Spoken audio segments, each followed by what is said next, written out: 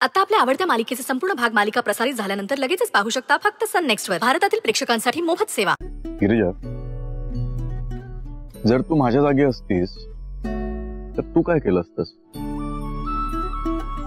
माहित नाही, कदाचित चिडले असते, कदाचित नसते चिडले. मग तुला पण एक पेनल्टी. पेनल्टी? हा, नुसतं सॉरी आणि थँक्यू नाही चालणार. मग परवा तुला सुट्टी आहे, करेक्ट? आजचा प्लॅन आपला कॅन्सल झालाय, त्याची कसर मी परवा भरून काढणार. बरं, पण मला काय करायचं? अख्खा दिवस माझ्यासोबत घालवायचाच. आधी फिल्म बघायला जायचं, मग कॉफी, मग कॅन्डल लाईट डिनर आणि मग मस्त लॉंग ड्राईव्ह. बापरे, एवढं प्लॅन आहे ना इंटरेस्टिंग? गिरिजा, आयुष्यातला प्रत्येक दिवस असाच इंटरेस्टिंग बनवूया. चालेल? चालेल.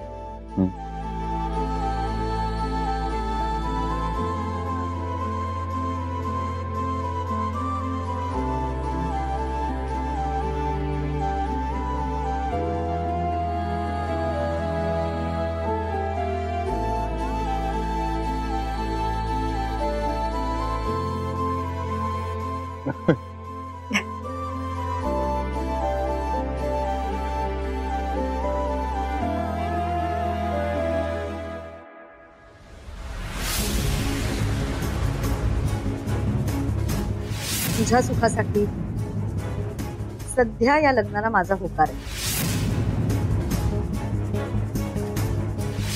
कसं आहे ना, हे आपले जे छोटे छोटे डाव आहेत ना, तेच विक्रांतचा गिरिजावरचा विश्वास कमी करतील.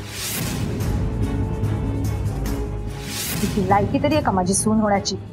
माझ्या विक्रांतच्या नखाची सुद्धा सल नाहीये तिला. मी माझ्या मैत्रिणींना घरी बोलवून त्या गिरिजाच्या आईचा अपमान करायला सांगितला. जे झालं ते चुकीचं झालं. गिरिजाच्या आईचा अपमान व्हायला नको होता. ही मीना पडणार. याचा अर्थ मीना खोटा चेहरा पांघरून फिरतीये. तिला वठणीवर आणायलाच हवं. मला कळत नाहीये मीनाला प्रॉब्लेम काय आहे. गिरिजाच्या घरचे किती चांगले आहेत आणि ही त्यांनाच त्रास देते. नाही नाही, त्यांना त्रास होऊन चालणार नाही. मीना शेर आहे तर आपल्याला 1.25 शेर व्हावं लागेल. कारण मीनाचा प्लॅन वर्क झाला तर विक्रांत आणि गिरिजात नक्कीच गैरसमज होईल. नाही नाही, पोरांच्या आयुष्याचा खेळ खंडोबा नाही होऊ द्यायचा.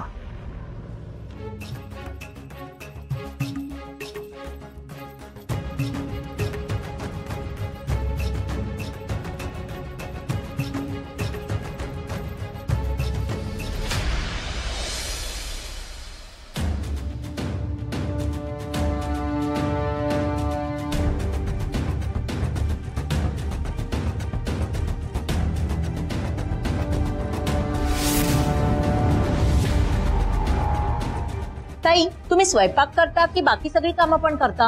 नाही म्हणजे पगार किती घेता तुम्ही? नाही म्हणजे झाडू, भांडी, लादी किती पैसे घेता तुम्ही?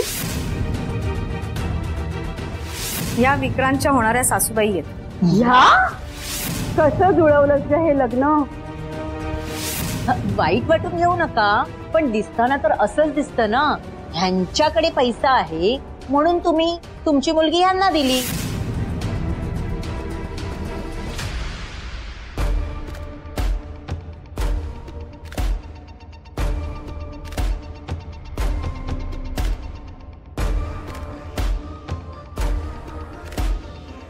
साची बाय बरोबर बोलते.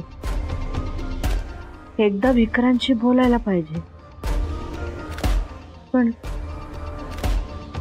विक्रांतला काय वाटेल?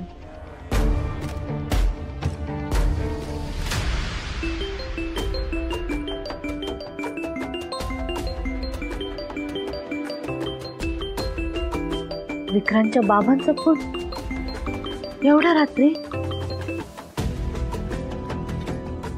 हॅलो नमस्कार, मी विक्रांतचा बाबा बोलतोय. हा बोला ना. आय एम सॉरी, मी तुम्हाला खूप उशिरा फोन करतोय आता. काय झालंय? सगळं ठीक आहे ना? नाही सगळं ठीक आहे, पण काय? जरा महत्वाचं बोलायचं होतं तुमच्याशी. हा बोला ना. फोनवर नाही बोलता येणार. खरं तर भेटून एक गोष्ट सांगायची होती तुम्हाला. हा मग सकाळी घरी या ना. नाही घरी नको, घरी नको. का? नाही काय, जरा खाजगी आहे आणि ते बोलताना दुसरं तिथे कोणी नसावं असं मला वाटतं. म्हणजे काय, आणखी कोणाला काही कळायला नको ना, म्हणून म्हटलं. का हो? असं काय झालंय? नाही ते मी खरंच फोनवर तुम्हाला नाही सांगू शकणार. प्लीज तुम्ही मला थोडा वेळ तरी उद्या भेटू शकाल का? हा भेटते ना. कुठे भेटायचं? ठीक आहे, मी तुम्हाला लगेच ऍड्रेस SMS करतो. आपण तिथेच उद्या सकाळी भेटूया. हा येते मी मग सकाळी. Okay, thank you. Good night. असं काय सांगायचं असेल यांना?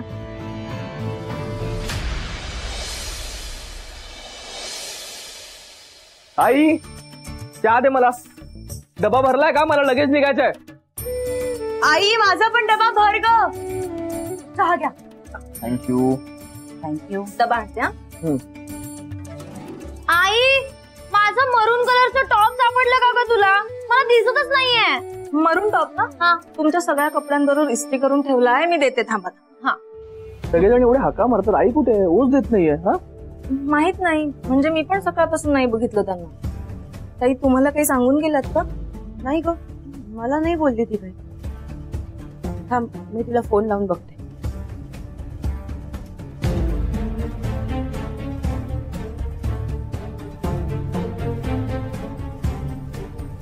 लागत नाहीये.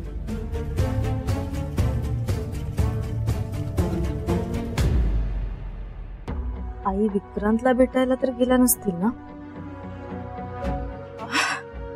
अहो ताई, मला काय वाटतं त्या देवळात गेल्या असतील. येतीलच आता.